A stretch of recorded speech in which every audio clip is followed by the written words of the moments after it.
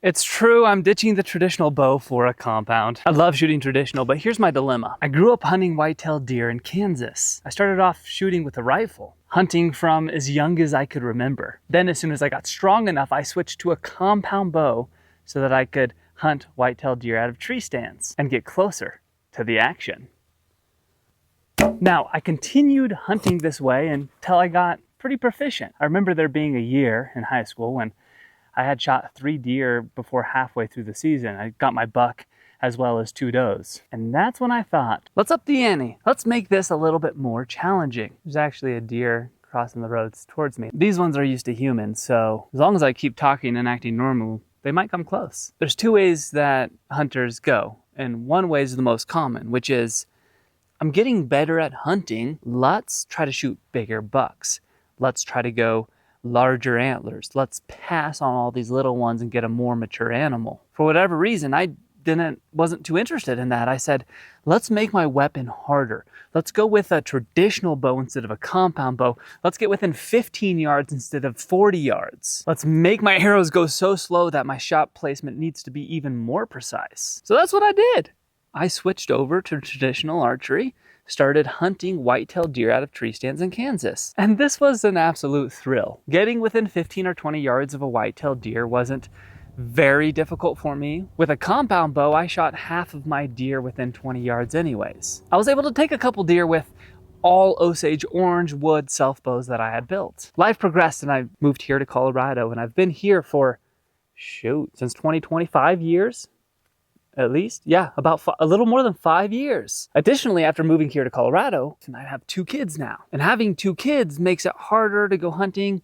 It's not the priority anymore. Kids are now priority, as they should be. And so my time in the field became less and less. The big difference for me here in Colorado, where I live, to Kansas, is that the closest place to hunt is around a 2-hour drive. So the time commitment changed a lot. It went from being able to drive 20 minutes and sit in a tree stand for 2 hours and get back home in less than 3 hours total, to it not really making sense to go hunting unless I were doing overnight trips. But I continued hunting with a traditional bow here in Colorado. I've gotten close to many elk actually, but I've never taken one with a traditional bow. So here's what I realized.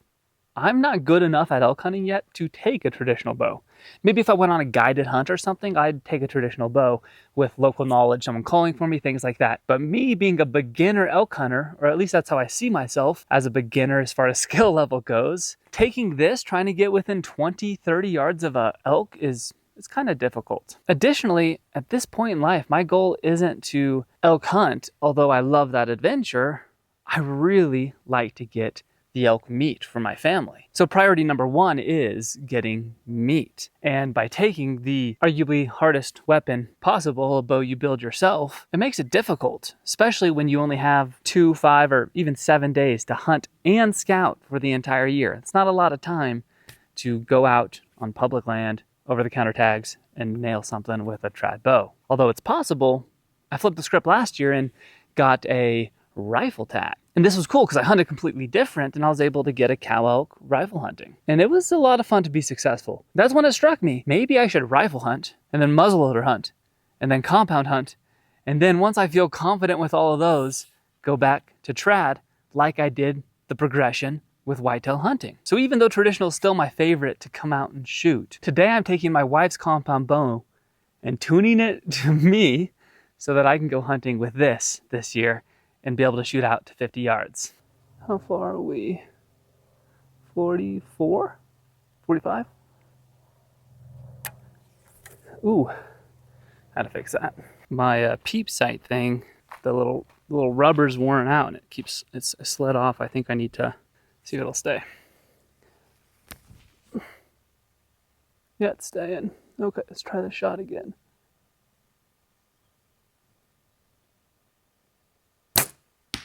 Now, this is a beginner bear archery bow. It's the Cruiser G2. I believe they just paint it pink for the female version and then just camo for the male version. It's the same thing. So it can go 30-inch draw, 70 pound, which is a pretty cool bow that I can take this down to 35, 40 pounds for my wife at her 26-inch draw, and also just crank it up to 70 pounds at 30-inch draw for me. My younger brother, not Kaz, but the younger one than that, is the expert on compounds. And I asked him about this bow because he had this back in the day and he said it's good, it's just not very accurate. I started shooting it, and compared to a traditional bow, these things are easy.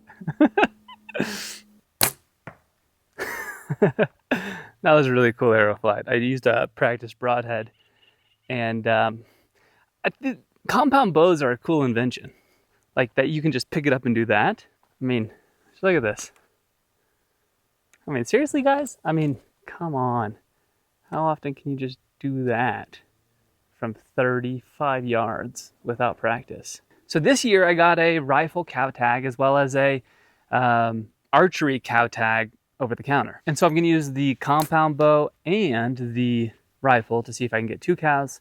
That way we can have meat for the full year, because last year the 1 cow only lasted us about 6 months. So that's the goal for me with hunting. Let's shoot this and see how we can do. The other day, yesterday, I came and I started shooting this, trying to tune it in a little bit. And there was 20, 30 mile an hour gusts. So the arrows were kind of all over the place. And I want to see if that was because the tuning wasn't right or if because it was just the wind. I'm using my wife's compound because I literally do not own a compound for myself. I might buy one here next year or something if I want to use one more often, but my wife's not hunting this year, so I'm going to take it. Save the money where you can, huh? All right, 20 yards. That actually didn't look too bad. It's just different than a traditional in the fact that you can just go out without practice and be good immediately. Maybe because I've shot it a lot in the past, maybe that's actually not the case and I'm just like, I can learn it again quickly. I don't know though, it just kind of, I don't know, it's just easy. Now with time and practice and a longer bow, something that fit me better, I probably could get pretty decent out to, you know, those longer distance, 60, 70, or 80 yards. For this year, we're stopping at 40, 50 yards probably. I'm gonna probably shoot out to 50 if I'm consistently doing well, then I'll make that my limit for hunting. But when elk hunting, 50 yards and 25 yards is a big difference. So that's why I'm giving up traditional archery for this hunting season to shoot with the compound. I just want some meat. I mean, have you seen the price of ground meat recently? I think it's like $10 a pound at our local grocery store. So according to my calculations, each elk I get is at least worth $1,500. And it's much better meat for you. Oh yeah. I might film some of the hunting if I feel like it. I do have a video from last year of that cow elk hunt. If you'd like that, I can post that here soon. And maybe we'll post my hunt with this year of me basically backpacking and camping and seeing no elk with a compound bow and carrying around for no reason. With that, I'll see you on the next video. Thanks for watching.